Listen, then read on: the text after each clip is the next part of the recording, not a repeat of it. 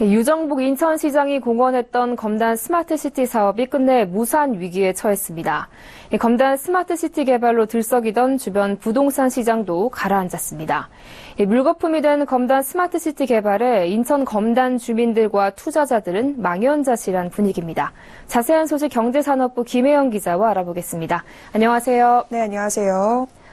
네, 우선 이 검단 스마트시티 사업이 어떤 프로젝트였나요? 네, 이 검단 스마트시티 사업은 유종복 인천시장과 민선 6기 인천시가 야심차게 추진하던 투자 유치 1호 사업이었습니다.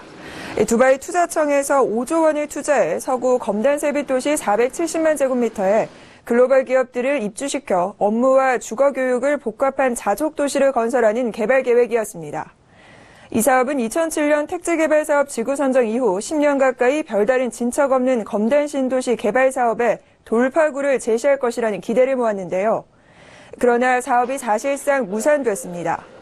유 시장이 지난해 3월 중동에 오일머니를 유치해 박근혜 정부가 추진 중인 제2의 중동봄을 인천에서 구현하겠다고 밝힌 지 1년 8개월 만입니다. 지난 2일 인천시가 두바이 측에 보낸 기본협약서 최종안에 대해 두바이가 수용 거부 의사를 밝혔기 때문인데요. 결국 오일머니 5조 원은 신기루처럼 사라졌습니다. 네, 인천 검단 스마트시티 사업이 사실상 좌초될 위기에 놓였는데요. 인천 검단 주민들과 투자자들의 반응은 어떻습니까? 네, 이 지역 주민들과 투자자들은 망연자실한 모습입니다. 아무래도 한국판 두바이로 기대를 모았던 인천 검단 스마트시티 사업이 무산되면서 주변 부동산 시장 역시나 암울한 모습인데요. 앞서 인천시 유종복 시장은 검단 스마트시티 개발 계획이 마무리 단계라고 공언하며 분위기를 고조시켰습니다. 이에 검단 주변 부동산들이 들썩였는데요.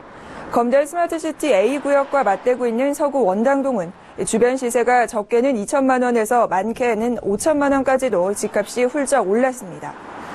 개발 기대감에 마전동, 당하동 역시나 이 투기 세력 움직임이 나타나기도 했는데요. 또한 후가를 기대했던 풍무지구 등 김포 집값도 요동쳤습니다. 풍무지구의 A 공인중개사는 검단 스마트시티 기대감에 계약 5일 만에 완판됐던 풍무 꿈에 그린 2차 등 분양시장도 좋고 프리미엄도 2천에서 4천 정도 붙었지만 사업 무산 소식 이후 거래가 뚝 끊겼다고 말했습니다. 이에 따라 인천시에 대한 책임론이 고조되고 있습니다. 검단 주민들은 어제 인천시청 앞에서 성명서를 발표하고 유종복 인천시장 규탄 집회를 열었습니다. 네, 그렇다면 이 두바이 투자청에서 이 검단 스마트시티 개발 사업을 거부한 이유는 뭔가요? 네, 인천시가 이 두바이에 계약 이행 보조금과 또 이 계약금 명목으로 현금 8천억 원을 미리 내라라고 요구를 했습니다. 그러자 두바이 측에서는 글로벌 어떤 곳에서도 현금 8천억 원이 넘는 사업을 미리 돈을 내고 진행하는 경우는 없다며 이를 거절했는데요. 즉 이번 사안의 핵심 쟁점은 두 가지입니다. 두바이가 인천시에 내야 할 이행보조금 규모와 납부 기한입니다.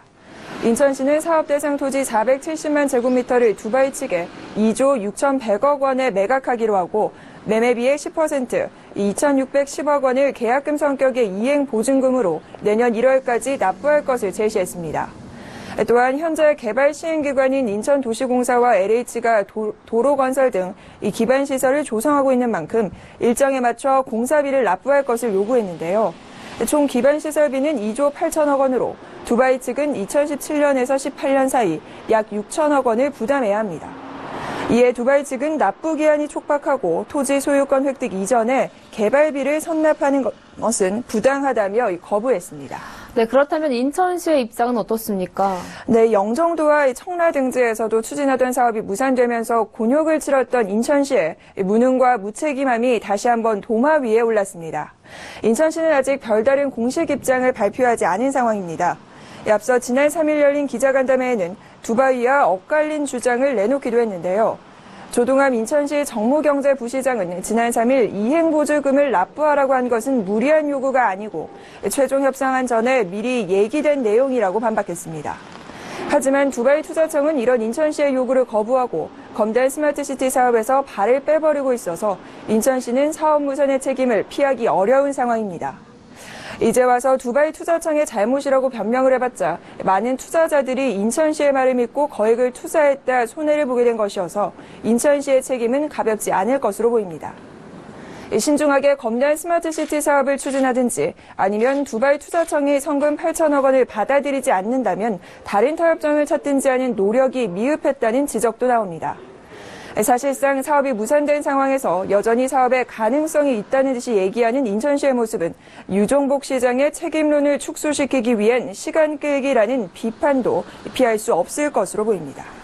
네, 지금까지 검단 스마트시티 사업 무산 위기에 대해서 경제산업부 김혜영 기자와 함께 알아봤습니다. 오늘 말씀 잘 들었습니다. 고맙습니다.